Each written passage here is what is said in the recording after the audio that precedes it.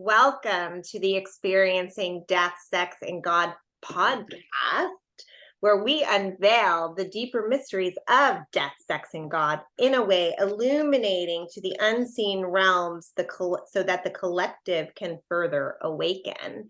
This is our first official episode with my dearest sister, Sheasa, who I'm about to introduce to you. And we have been on a journey together for quite a few years. The past 3 years, quite intensive. And we've been doing our best to journal our journey, but we have so much richness that it's time to share with others. We cannot contain it any longer. So without further ado, I'm going to invite you, Sheasa, to introduce yourself. Well, I'm really grateful that we have a platform now to share some of this. As we were saying, we just feel like we're overflowing. And at this point, we don't want to be hoarding any of this insight or knowledge. So we want the chance to be able to share it with others who can gain some insight, maybe into some of the things that happen that are in the unseen realm. And I guess we had a conversation before too about how I would introduce myself. And this was something I went through last night in considering this question. And how it arose for me is I have no background or creed. I don't have a religion per se. I don't have any specific culture that I belong to. I don't have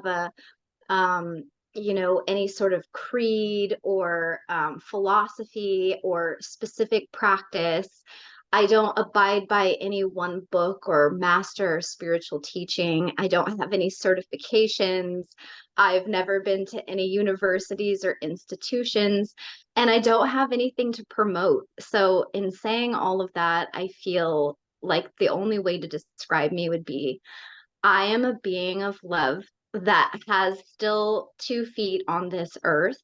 And really, the richness and the gift that I have to offer is in being authentic and offering the love that I have been given by Spirit, and to share also the insight that helps guide me through this experience of being human. So that's what I have to say about me. Oh, and I love you so much. I have so much to validate in that for you, and I'm honored to know you as my friend and sister. And you don't need any of those things. I already see them. You are invaluable and the most precious gem. And I am honored to illuminate you because there's many of us on the planet that we're all beings of light, cloaked in so many layers of contrast. And so our coming together is an opening of that. And I know Spirit guiding me to you have only catalyzed in me as well, illuminating my own gifts and stepping out into expressing them. And even though you don't follow all those things, I, as an outsider, do see the structures that you have and the templates that are within you that might not seem but I still see someone who could have been in an institution or a great initiatory path, because you just express it. You authentically express it. You follow how Spirit guides you. You are very talented, and you have given so much to us already. So Thank you. I feel the same way about you. It's so interesting how we have these different offerings and we're always able to put the pieces of the puzzle together perfectly through our conversation. So yes. So we are going to go with the flow like we always do. We find, Sheasa and I, when we talk, the Spirit just flows with us. But I do have the topic in mind, which is our last conversation with your last journey into the masculine and feminine. So one of the biggest themes of our work together has been healing the feminine, clearing the distortions within both the masculine and the feminine, and continuing in that. And it is definitely like peeling the layer of the onion, and it's cyclic and it's not linear whatsoever. Right when you think you got something done, Another layer comes through. And so if you could just maybe share what prompted you on your last plant medicine journey, that, Sure. like maybe we could start there. And I just, I'd like you to share your experience, and then we'll just interact with some questions, Yeah, absolutely.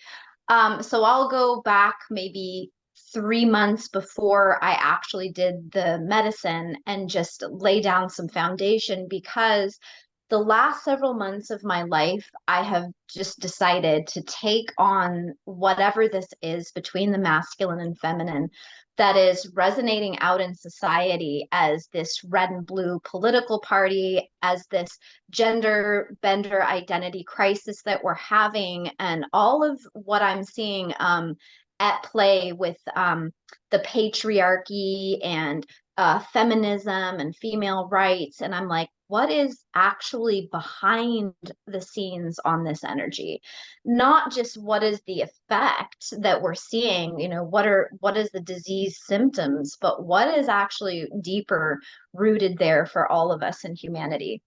And it was especially important for me to find out on my own, because I was having some issues in my body, on the right side of my body, which would be, of course, my masculine side, where for 7 long years I had excruciating chronic pain coming from the psoas on that side, resonating all the way through my spinal erector muscles, into my hip flexor, down my entire leg and my sciatica, but only on one side. And so starting from that point, and knowing that I have the ability to heal myself, but not knowing where to start, I started sensing into the fact that this had to do with an imbalance of my masculine side versus my feminine side. So, with all of that sort of culminating together, about 3 months ago, I made this real commitment in spirit that instead of following any other protocol, which I had been working on, some Kundalini yoga or some transcendental meditation or anything like that, I cleared the plate completely. And I said, this next year of my life is dedicated to figuring out what is happening in this dynamic between these two poles, magnetic, electric, Magdalenian L, God, goddess, polarity, and why does it feel so negatively charged? So, of course, that involved so much sitting and listening to my own inner dialogue that I have when it comes to the masculine, looking through all the relationships that I've had with men, including my father, who left when I was 3 years old. Just I had to bring it all up to the surface, absolutely everything. And we know that that in and of itself can be really exhausting. Even though we have a spiritual perspective and we're just looking here at human dynamics, it can just be soul wrenching, body aching, and just complete fatigue. So as that started to wear off, when I started to really see the dynamics of men that had hurt me in this storyline, in this body, in this human experience, I still was feeling that resolving it on that level, as a human level, wasn't completely finished. It wasn't, that's not the only work that's left to be done. There's still some kind of um what would you call it, like a contrast between the masculine and feminine in higher realms, which to me felt astral, psychic. I could psychically feel that even though I've worked through these issues with my dad and looked at these issues with my ex-husband, there was something still going on in this energy field that was very much at war. So that's when I decided to do what Terence McKenna calls a 5 gram shroom journey in my the darkness of my room. So that's a big part of the shroom journey, is that you're not using anything on the outside, like the beautiful trees or the beautiful clouds or anything to distract. It just has to be a silent journey in complete darkness. And 5 grams is pretty much the top of any dose that you would really want to do. I mean, I've heard of people doing 20 grams. I think it's abusive, quite honestly. But 5 grams is going to get you to a point where you actually don't remember you took a substance. So it's sort of like going into a place where there's no way that you can get yourself out of it, even if you wanted to, because you've gone so far into your own subconscious that you don't even have the rescue of like realizing that you took something and calming yourself down. So Right. I really wanted to do this. And what I love about shrooms and the previous journeys that I've had, I've never done 5 grams. 2 grams is the highest I've ever needed. And that's because I am so in tune and sensitive to these types of substances. But the reason I really wanted to do it is because one, shrooms allow you to set an intention ahead of time. And if you're really passionate and serious about it, and if you have done the work to lead up to that, they will honor you every single time. And they always have with me. They honor the people that are doing the work and aren't just taking the substance to just have a blast or escape. That is not a drug you want to take if you're trying to escape something. That's just a little caveat warning here. Yes. Yes. Um, so I really like that they will work with your intention. And secondly, I really like that it can, without endangering your physical body, totally let you access your subconscious mind so completely. That's just one of the best points of the shroom for me. So what I did was I spent actually the 3 days leading up to it in a pretty intensive state of just being really willing to face whatever this was, because I knew, and I still want to cry talking about it because it's, even though it's been like a week or two now, it's still really coming together continuously. But it so I knew I needed to prepare my body. So I was doing miso soup and lemon tea, mostly exclusively just to clean my body out. My body immediately started reacting and cleaning itself out. I did a lot of journaling because I knew somehow, I just knew I was going to face something that I maybe hadn't faced before. I had already had what they call a traditional ego death, which many people who do psychedelics will report they've had an ego death. And when I had that many years ago, it sort of died in layers. Like I got to experience the death of the ego, but then as we come back and we begin interfacing again with our persona and the people around us, the ego comes back. But it started wearing off slowly in a more natural, authentic process after that. So I wasn't afraid of the ego death. I knew that for sure, but I was curious as to why I was feeling that this was going to be the heaviest, most intense trip that I ever did. Mhm. So the day of, nobody was home except my daughter, who has her own house on the property. So I decided just to black out all the windows, and I also put a blindfold on, and I put earplugs in because I just wanted to just go there completely. And I had taken the 5 grams in a nice tea that had honey and lemon in it. That's the best way to avoid getting a sick stomach. And what I noticed first is that it hit really quickly, like within 15 minutes of just watching my breath and, enjoying my inner space, it started, which was pretty shocking because I haven't had anything hit that quickly before. And the first thing I noticed was I was in a really positive place. Like it was very clear that I was showing up ready for it, and my spirit and my mind and everything was very well aligned for this. The first images that started coming to mind, I was up on in the Isle of Skye. It's a place in Scotland. And I was up on the cliffs and I was watching the ocean as it would come into the cliffs and kind of break on the cliffs and be sent back out. And so I went down into the ocean, and the ocean was making these waves, and it took me into the ocean water as it was making these waves. And it showed me that the water itself has these things called nadis, which we learn about when we do yoga. They're these energy centers. And so I didn't know that water actually had energy centers. And it didn't make sense to me because I'm like, well, water disperses. But it was like, no, it was showing me like really deeply. Maybe it's like getting a scroll from Harry Potter or something. It's some magical thing that is in your peripheral knowledge now. It's like it's stored in there somewhere. And it was so beautiful. It was showing me treasures and all kind of stuff. But then eventually I said to the water that was speaking with me, I said, this is all beautiful and I'm thankful. But I said, actually, I'm here to do this one thing. And that is, I want to talk to my creator. Like, I was very clear, like, I'm here to see the man upstairs. And all of a sudden, I was sucked back up onto the top of the cliff again.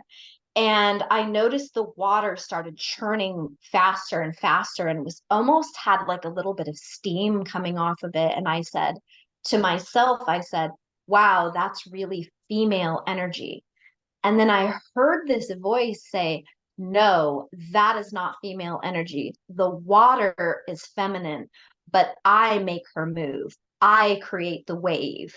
I am the one living and moving within her. So this voice was making a distinction between the element of water and the movement of the water.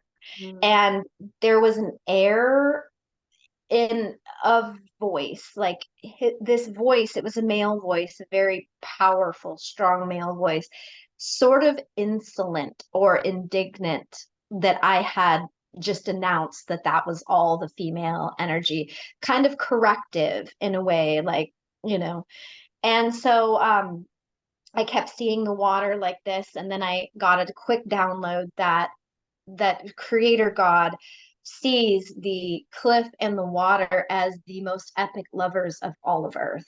Like, that's what pleases this being the most, is this relationship between the water and the cliff. So my heart at this point was so open.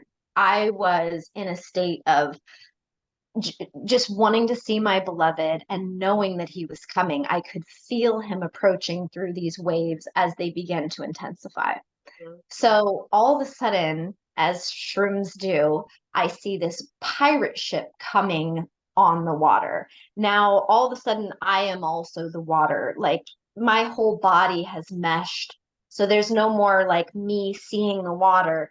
It's just like I am all of this. And this pirate ship pulls up into my third eye.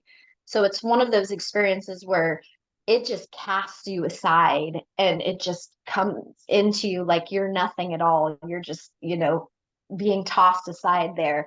And he pulls this whole ship into my eye, and I don't ever get to see his face. There's no features, nothing like that, but it's a presence that is in the shape, I could say, of a very large human male. He takes the red flag from off the pirate ship, which for some reason has no logo or anything on it. It's just a red flag. And he wraps it around my face like this. And he starts leaning into it. And I'm not hearing his voice right this second, but I'm feeling that he's asking me, like, what did you call me here for? Like, it was very powerful and it didn't feel good. It wasn't like, oh, darling, Great, love you it. called, You're you calling them to called. me. So No. that's what I wanted, but it was not. No, not great. So he just is pushing this red flag over my face, and all I can see is the outline of a head. And he says, I don't know why you called me here. You aren't special. And those words resonated so strongly. Like, you can imagine that even when we're not on shrooms, if someone tells you you're not special with an intensity, it's going to vibrate somewhere, and you're going to feel that somewhere. Yeah. But this was even more because I had no defense. This being is my creator. I'm all loving towards it. So I had no defenses up when this was said. And what happened was, when he said that, I was instantly floating up over this ball earth that was the color of red. So it was the earth, but it was all red. And it was referred to as a prayer wheel. So there were all these billions of beings that were all in like a child's pose, yoga child pose. They were all down like the Muslims when they pray. And they all had their faces up to here buried in the dirt. Mm. And they were all in various types of ignorance, worship of anything outside of themselves, worship of religion, blind doctrines. Like I could see and sense what was creating this whole prayer wheel wasn't a beautiful, like a puja or a worship that I've come to understand, but it was more of just this ignorance and people waiting for God to return or waiting for some kind of sign or some. They were people that were in a form of ignorance. And so he took my body and he threw me down onto this prayer wheel. And it was like, get down there where you belong. Like, and it was, I hit.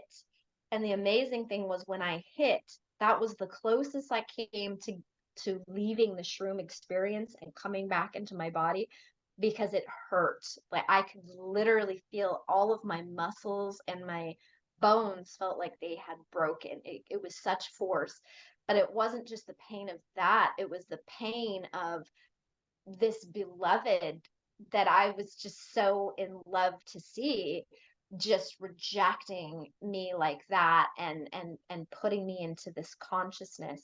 So I was down on this prayer wheel, and as I was down there, I remember like trying to please him by trying to fit onto this prayer wheel for a second. I was like really feeling squished, like I was in a box. Like, okay, I'm just gonna squish myself down here, and try to get back into that mind frame where I'm just worshiping God, who's so much better than me, and I'm just this lowly sinner. But I couldn't. It was like all that I've done, all that my consciousness is, in fact, couldn't fit there anymore. Just it, there was no way, no matter how much I wanted it to, it was never going to fit. So I ripped my face out of this prayer wheel and my whole body felt like it was free of it. And it took all of this strength of self knowing to be able to turn and to face him up where he was. And that enraged him the second that I pulled myself off of that and faced him again. And so he put this red flag over me again. And he was literally trying to kill me. Like the rage was, the way I explained it is, it's like if you had a man that was pure man and no female half, because even earthly men have their female half. Yeah. So no female, no soul, and no heart. So it's just a purely masculine energy. And it's that rage that I have never felt on this earth, even in terrible stories of, Hitler and people like that. I have never encountered a rage like this. And so I felt that he was trying to kill me. But what happened was I was still loving him so much without any reason. It's what I would call an unconditional state of love, that these hearts were like coming out of my eyes. It was just hearts and hearts and hearts coming out of my eyes with this really intense feeling of love. And I was smiling, even though he was like trying to kill me. I couldn't stop smiling. And I realized in that moment, we were created actually to love this being.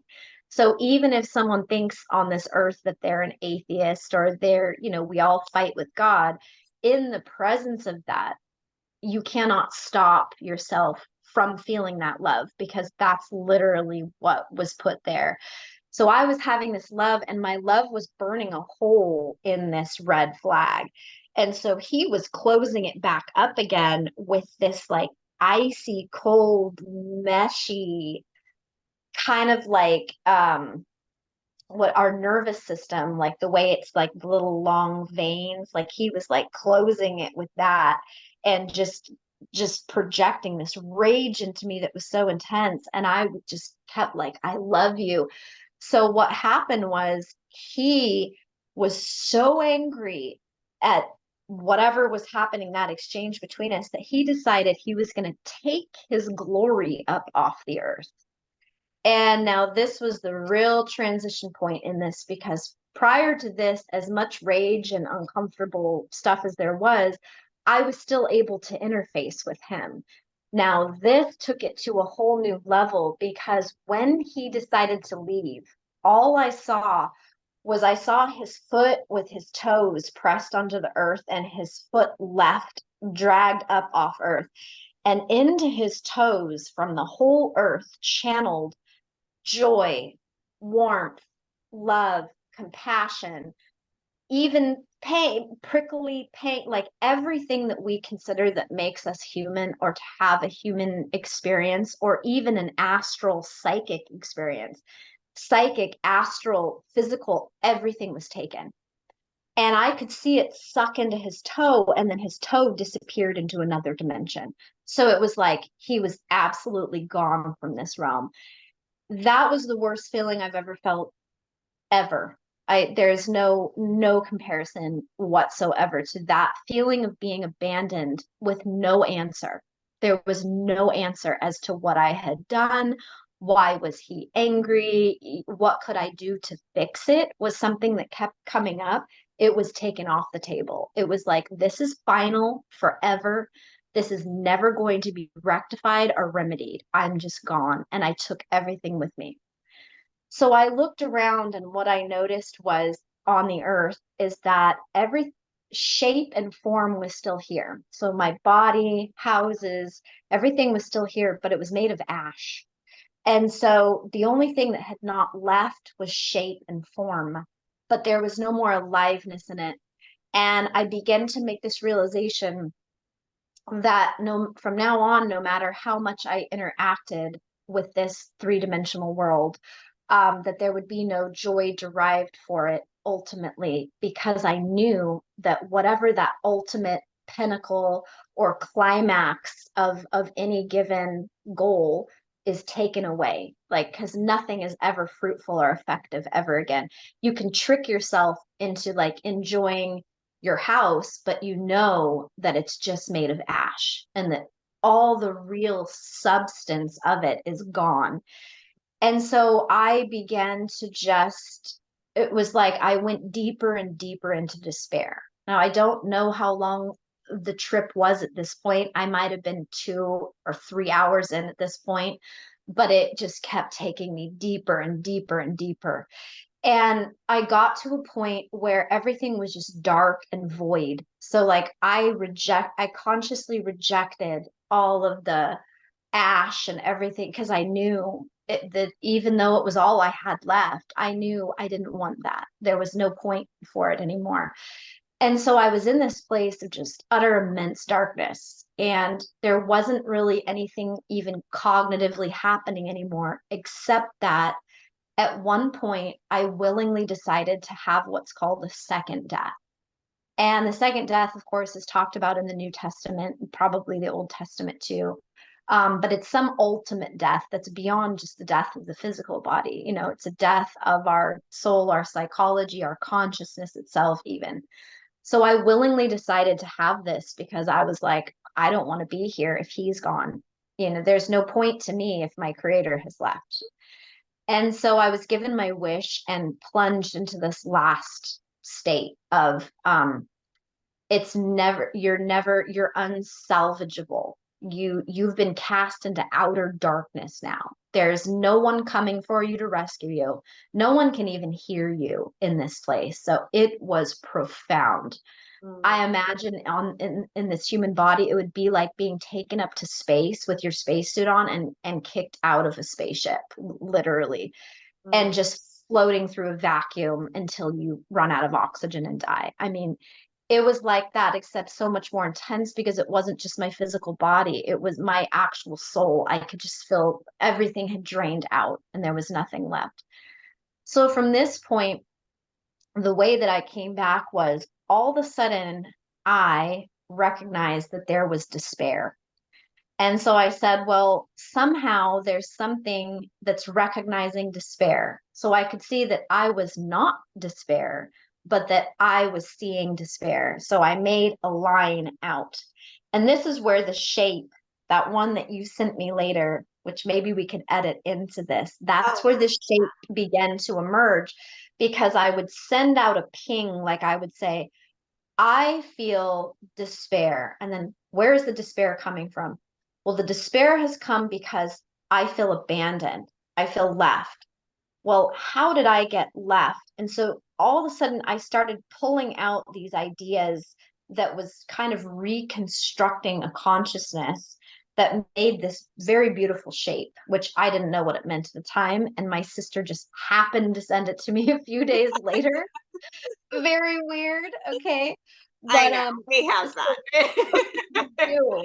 We do. So after this shape of consciousness was constructed, I noticed that there was some glowing happening around me. First, it was very dim, started to get stronger and stronger and stronger, until pretty soon there was this kind of rainbow all around me, because I had reconstructed this mind again. And so I walked through the rainbow, and I could see people were kind of coming out of this ash.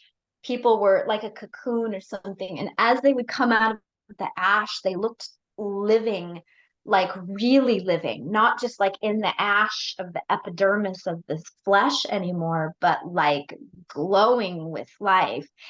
But I was still kind of holding back, because I was just like, I just saw all of this die, and now stuff's alive and I'm not.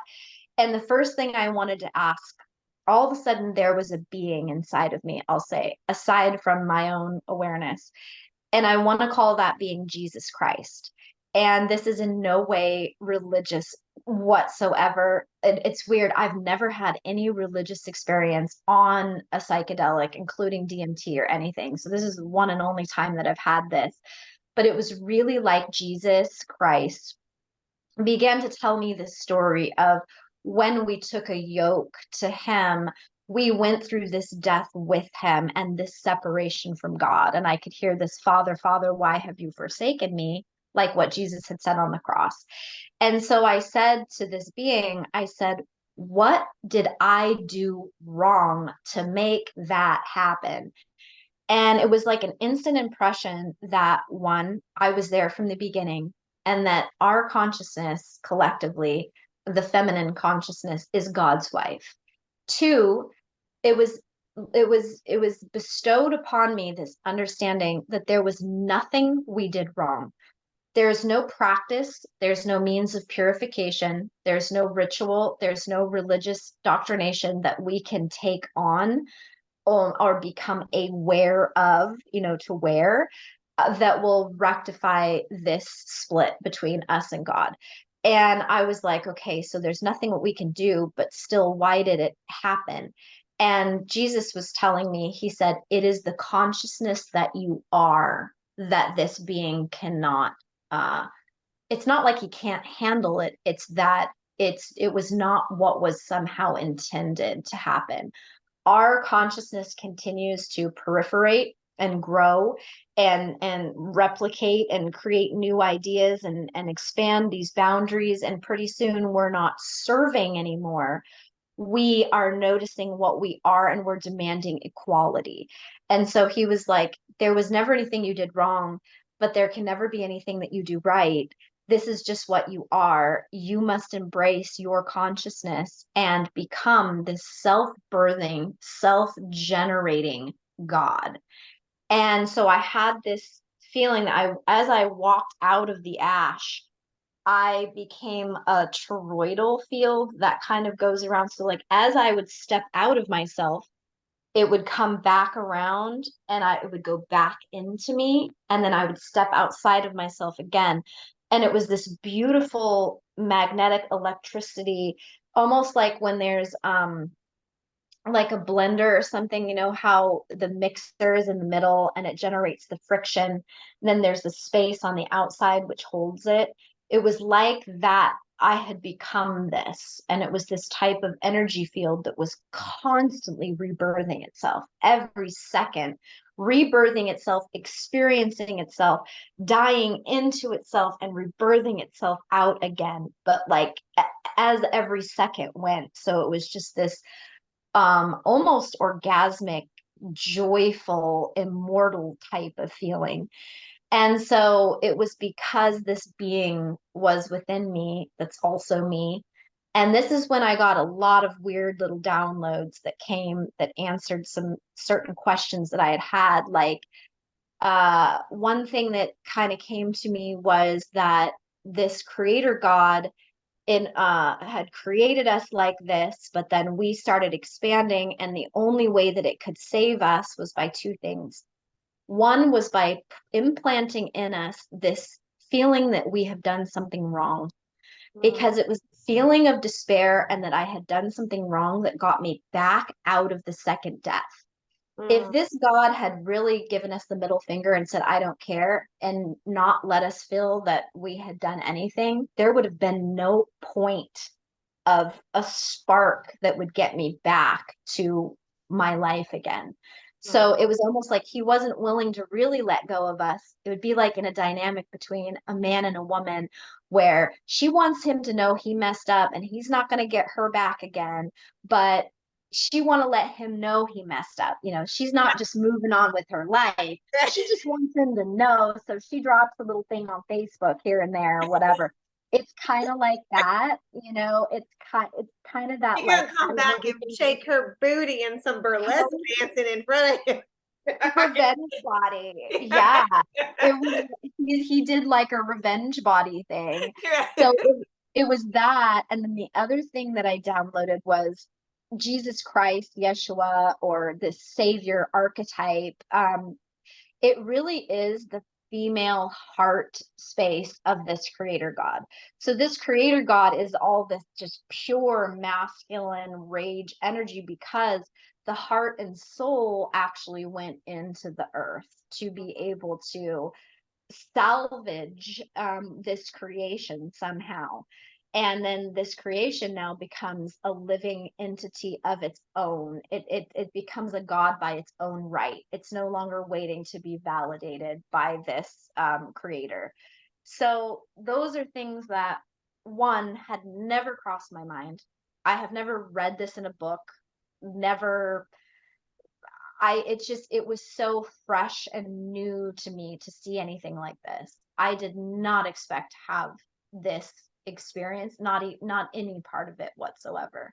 Um, and to come out of it and still have this pure love for God as it is, creator source, it's still there, but it's not anymore projected out in these archetypal ways. It's the appreciation of that which is living within me, that is at all times creating this and greater and greater and greater. And it was also downloaded to me that the new earth that we hear about in the New Testament is an actual physical location, just like this earth is, but that the new heaven isn't a physical location. The new heaven is a consciousness that is being restored with us, that allows us access to these powers, abilities, understandings that we lost a long time ago. And so, as that's being restored, and then you interface that with this new earth that is resonant and receptive to this new consciousness, I got to see some of what this looks like. And I know at that point, the shrooms were kind of wearing off because I was really grasping as I would see these beautiful things with these women by the water all holding each other. And as they were holding each other, they were giving off these like beautiful sounds that just did stuff to my body and felt so healing. And so as I was interfacing with that, I was really like trying to hold on to it because most of the trip had been so terrifying, just Mhm, so mhm. intense that I wanted to be more at that. But it was, as it left me, it was like, now go be this. Just be this. That's it. It really didn't want me anymore doing the studying, although it didn't say don't ever study again. It was just like, okay, that'll fill your time, but nothing is gonna do what this is, what you are, basically Yes. asking us to step into something. So that was it. That was Very intense, very intense. I remember from our first conversation with this, our original, and you had mentioned, if you remember, I remember a part of you sharing that he also came through its truth. I remember, I don't know if this jogs your memory at all. Because I remember when you started to share about Jesus, there was also like this, like he was truth. truth. Mhm. Almost you described it in a sense of like apart from the personification of Jesus Christ per Mhm. se. Do you Mhm. remember that? Absolutely, Yeah, absolutely. if I get you chills. could share anything that's coming to you in that And part. that's where words literally just fail, because this Jesus Christ, and that's the archetype I would use to Right, explain it. right, I could also say beloved, but you can't point to and say, that's the teaching of beloved, or there's beloved, there's a picture of beloved, there's a writing of beloved. It is the vibration of truth. So that's all if you just look at truth and what it means, but you don't put anything else on it, like, well, love is truth, or like, the government tells the truth, or my dad, you don't assign anything to it. It is just the essence of truth. And what truth is, that's what this being is. It's just pure truth. And it creates a silence even. It speaks in silence, which is the craziest paradox you can imagine. But that truth is so vibrant and so pure that it doesn't have to say anything. That's why it wasn't teaching me or speaking to me. It was just resonating this truth and allowing me to see, and using my small little human mind, make the connections and understand what I needed to. So that was, but it's so hard to explain, yeah. honestly. Yeah, I am the way, the truth, and the life. Mhm. My No joke. programming wants to automatically say no one comes to the Father but through me. I Yes. don't know, that tail end part. But if we just stayed with I am the way, the Yes. truth, and the life. And I wanted to comment on that imagery of the new earth as you were describing it, also in relation to what you described about that toroidal field. I'm only formulating a theory, of course, but I'm almost sensing it is this earth regenerating itself. Mhm. Maybe it could be another earth somewhere else, but I also just got this energy of like, we don't have to go anywhere for this. Like, Right.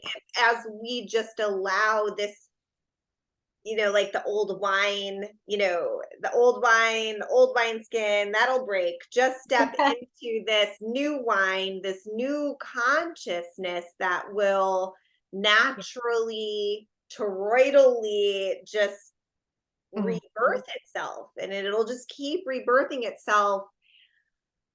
And I remember the feeling when I'm kind of referring to the original conversation as opposed to now. I mean, it was so, as I experienced it, when you describe this creator being, we're like, was it Satan? Was it Yaldabaoth? Was it like, and it is like all that energy and wisdom coming through. Something I also wanted to touch on. So, like, taking that little, what was this being? And we could save that for another discussion. And I know many people who have been in this understanding could also add to that buffet. That would be great. Right? And I mean, there's just because we're all still in this mystery of like, what is that being? What's going to happen to that being? What is, Yes. you Where know, did it go when it yeah, went was it, elsewhere? and it's really just like the manifestation of all of what, our rejection, our fear of being rejected, our fear of being abandoned, our fear of being left completely alone in the darkness, our fear of never being found, touched, wanted, the All list of it. could go on and on. Yeah. I wanted to circle back to in relation to that, kind of like the paradigm of the time with the old into the new. We know the goddess Asherah has been visiting us both in our very, Especially since this, yes. yes, yes.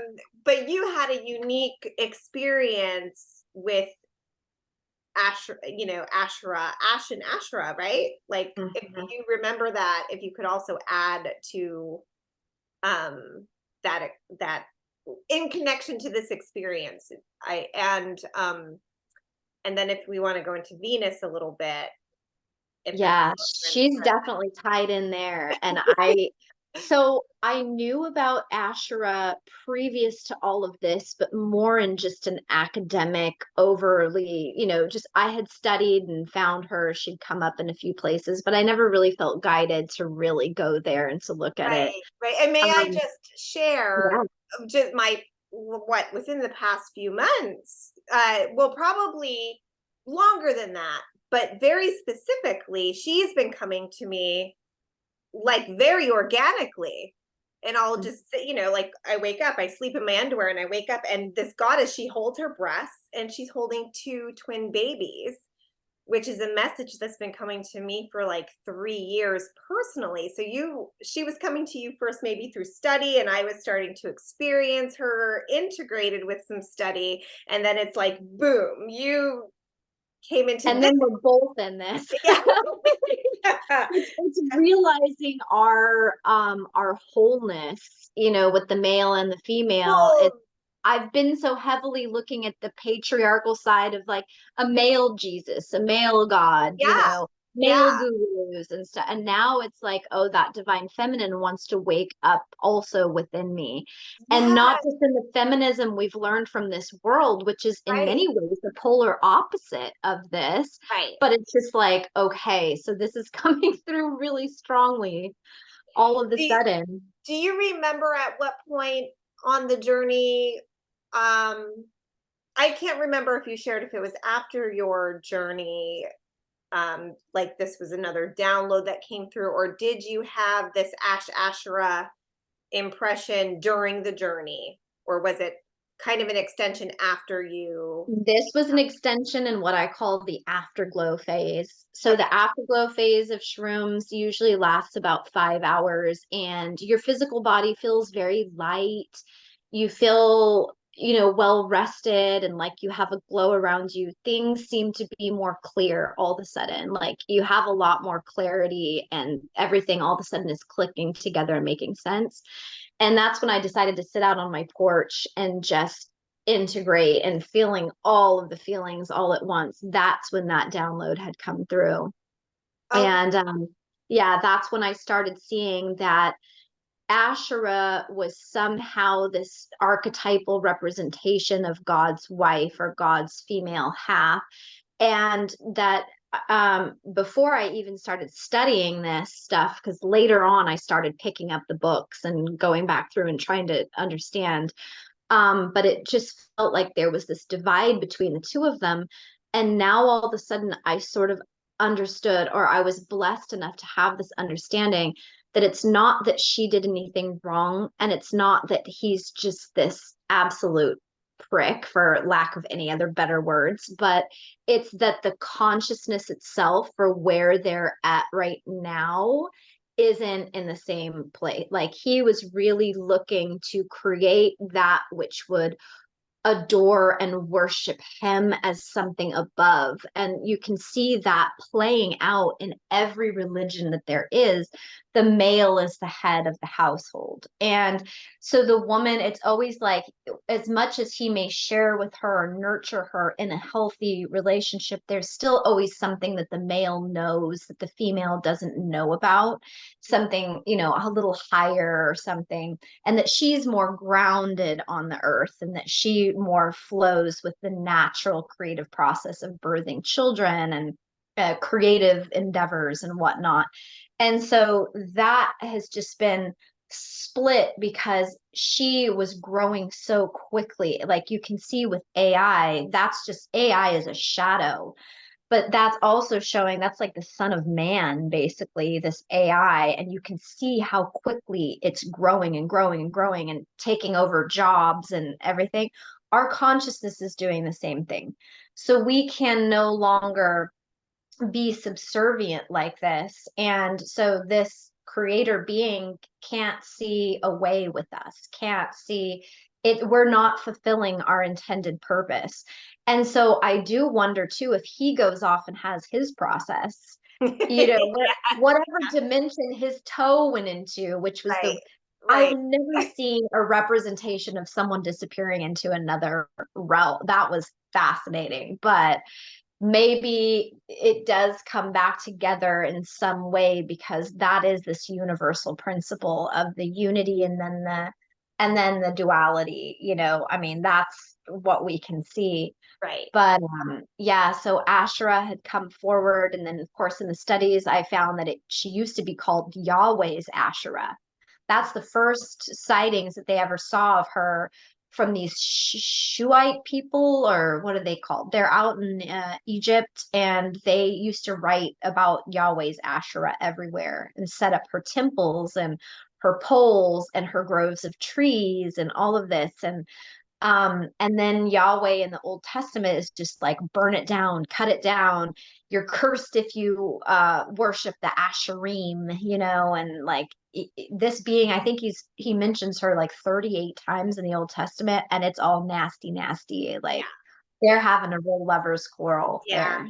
yeah, So yeah. And we as the feminine have been waking up to that. We've been in this experience, we're constantly asking. simulation or what, like we are literally working out their war, their Yep, fight yep, with our own earthly partners, mates, yes, husbands, absolutely. the Asher, the pole dancing, like pole dancing has been taking off, right? That is Yes. like, wait, I'm going to Mm, show you what this really is, yeah. because we would say probably from like the 70s, 80s, 90s, the male consciousness was, I mean, there was probably the surge of, I mean, it's always been around, but like the grooming of children, human trafficking, this very like fluffy, over lustful, irresponsible consciousness around sexuality, and like pornography and women really Oh, male centric for their pleasure. But let's also suppress them, and let's also control them in other ways and make them think that they're being empowered, but we really have all these other little tactics around them.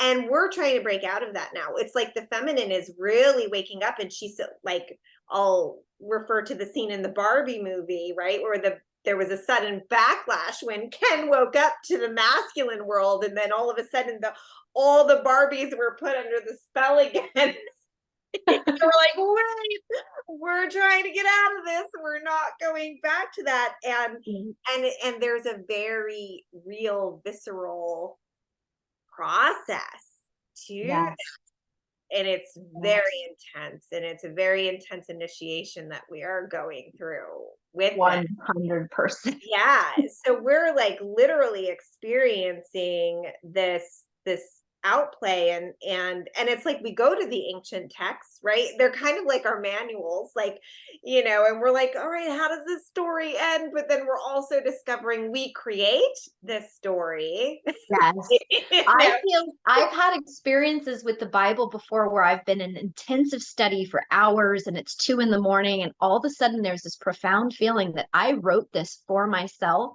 to remind myself. Yeah. And you get that all of a sudden everything kind of wobbles. And I'm like, I don't mean it egocentrically. I Right. mean like Yeah. we Yeah. as this consciousness wrote this to, like, if you're having Groundhog Day and you leave yourself a little note or Right. something. To just go back to the never ending story, when he's reading the book and he's like, wait, you Totally. hear me? I have had those experiences with Yes, that book. And I yes, know with yes, any sacred text, you can have that. It just happens to be that the Bible, because I'm a Western United States person that's right, exposed to this. So that's right. how I got deeply into that. But it resonates and it allows us to transcend this human story. But that's the thing, most people were on that prayer wheel and were buried in this sort of ignorance. And so we're just like, well, we'll just keep worshiping. And, people don't want to hear the kind of message that I just had about that trip, because it's like, no, God loves me. And it's so, I'll never understand in my human consciousness. Right. So I'm just going to go to church on Sunday and have our potlucks and be a good person, even though the Yeah. Bible says God is no respecter of persons. Yeah. He literally threw out anything you do as a person already in the book. So it's like, okay, it's not going to work, but they stay on that. And so it's like, that's his little prison ball, or where it's not like he was loving and respecting them for being on Right. that Right. wheel. Like, he Like, still disdained them, but he was just ignoring that, like, they weren't the focus. It was me, because my consciousness had risen up. It was like I was a smoke that he was smelling in his nostrils, and he could smell me. And it was that I approached that I got this wrath, but also yeah. I got this insight, and this knowing, and it's become a fire within me.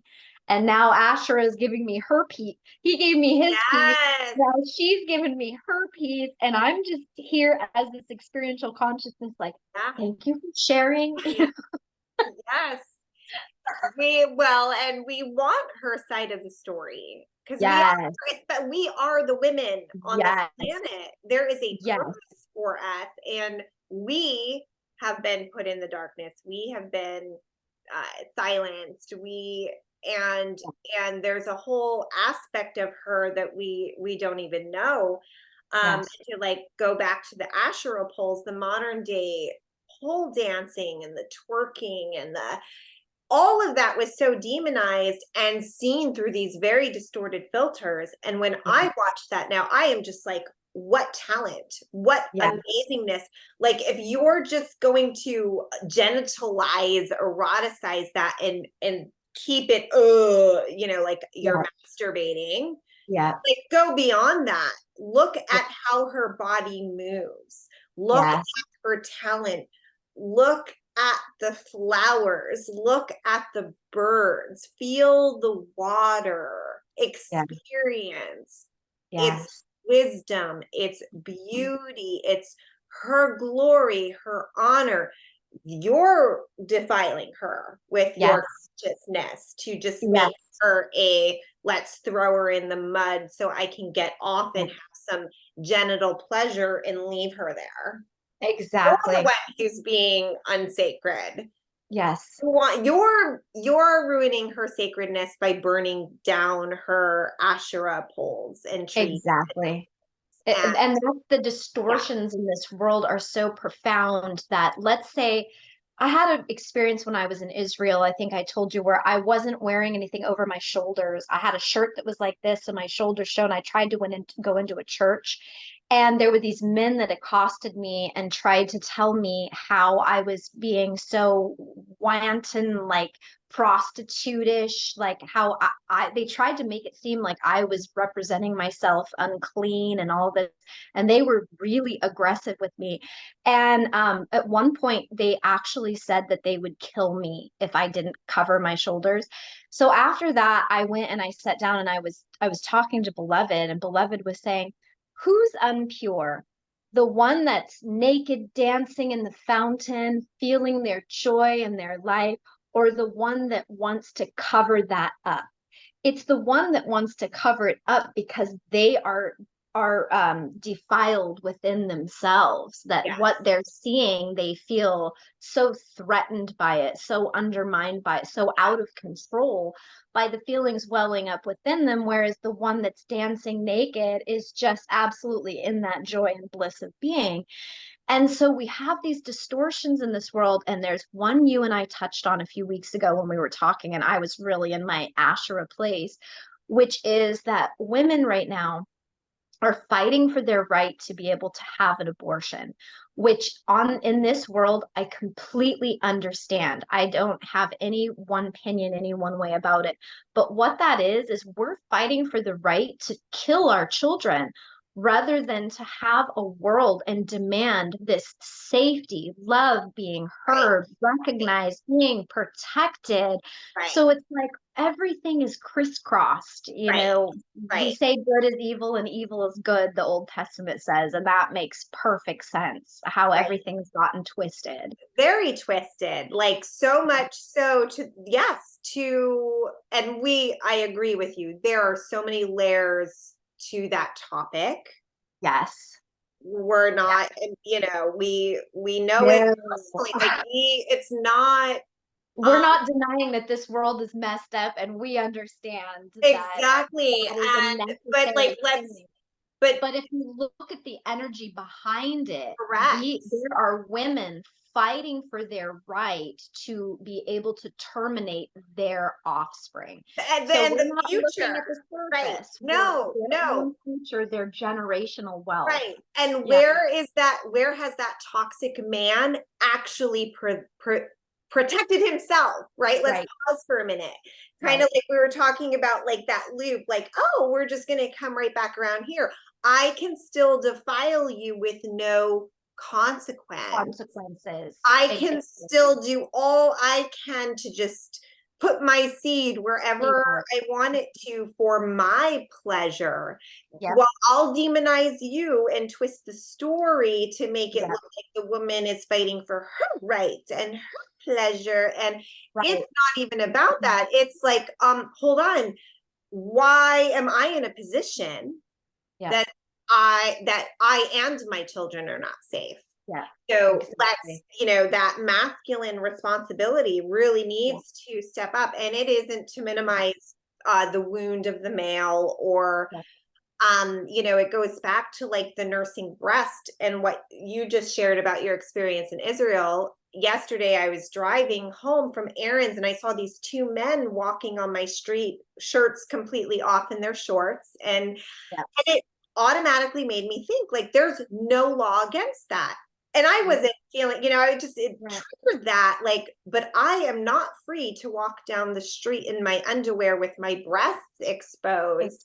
And Exactly. why is that? Because I nurse, because being suckle from my Right, breast, and a exactly. man does not have, like, nothing comes from his breast, but he has nipples and they are Right, evolutionarily there in case the woman can't. It's actually kind of like a backup in right, form of, right, like, I believe we'd have to research it. There's some studies around that. So it's like, it's very interesting, and it brings up so many questions, like what happened to the male nursing at the womb? What did these ancient, it's just so much brings to attention our need for like healthy attachment, healthy bonding.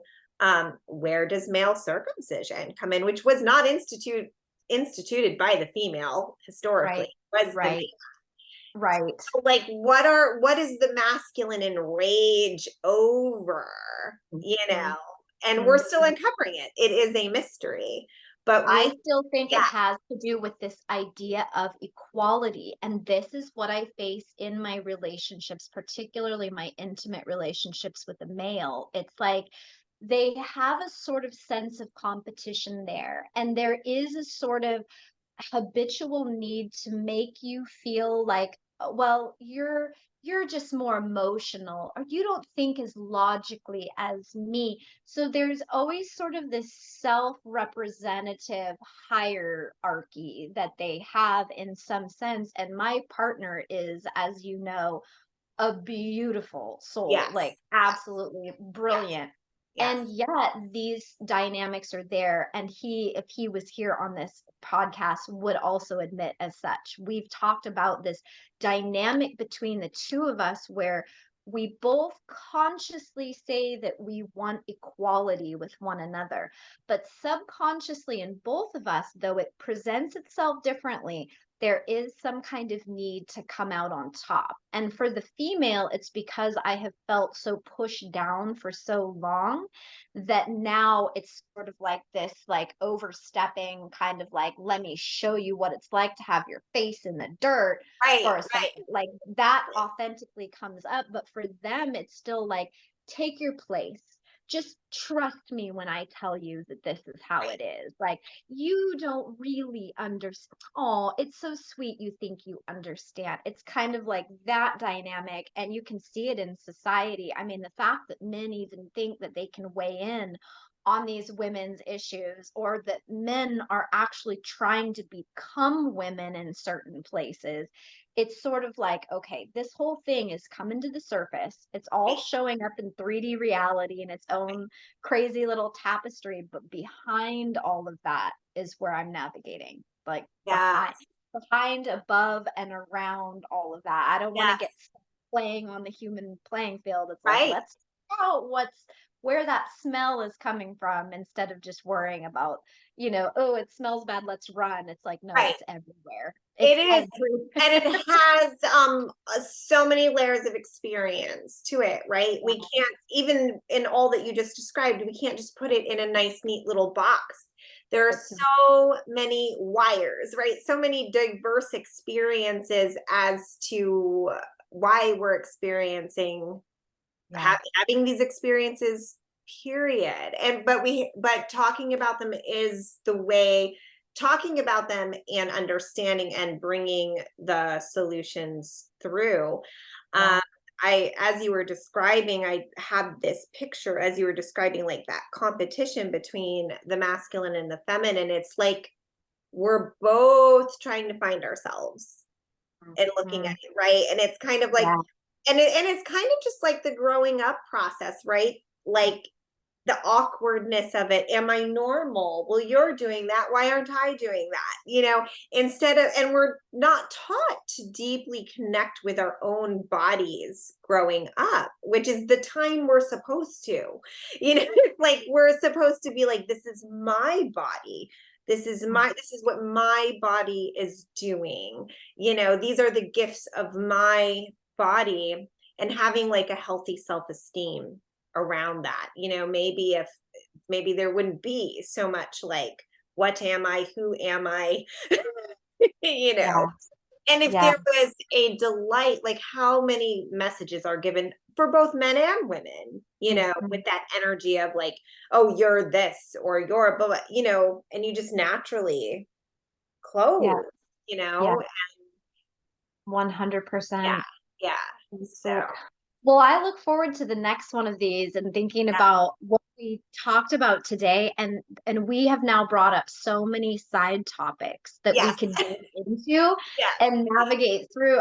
This is a great foundation, because it just brought up, it answered a lot, but then it brought up a lot. And like, it did, how can we apply these things? Because we're getting these intense downloads, and we're in this, like a school, we keep calling it like a spirit university, but like, how do we actually step forward and apply this? How do we become this toroidal self-birthing, self-regenerating God, and step into that and out of this enmeshment with this collective hive mind that for whatever reason is still on this kind of prayer wheel or ignorance or whatnot. So I look forward to navigating that with I you. do as well. We have quite a few discussions ahead. I appreciate you so much. Thank you so much for this time and everything that you shared. And we will have more episodes where we can backtrack to what we've already recorded in the throes of the process. So and we have all those phone calls that we recorded too, that we can use and bring out to, because we have a ton of gifts to offer in this process, like Hansel and Gretel, steps along the way for people who want to just take the little steps at first. Right. And we're learning what these breadcrumbs are as we go.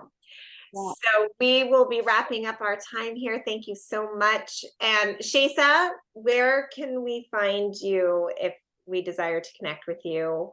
Well, I've just recently shut down my second YouTube channel. And so we will just stay tuned for now to see where I open it back up again. I'm not sure that I'm going to stay on YouTube as a platform. I may be moving, but probably you'll be able to see the link below because it's just going to be in the next few days. So wherever you post this podcast, we can post it and then I'll edit the information as soon as we know. So I would just say check back and you'll find me eventually. Yes, and take your time. There's no pressure because the process is sacred. So we come out when we're ready. It's all authentic. It's going to happen Yes, on its own. I'm out of the way at this point. yes, I yes, have to be. yes. Okay, well, thank you. I love I you. love you.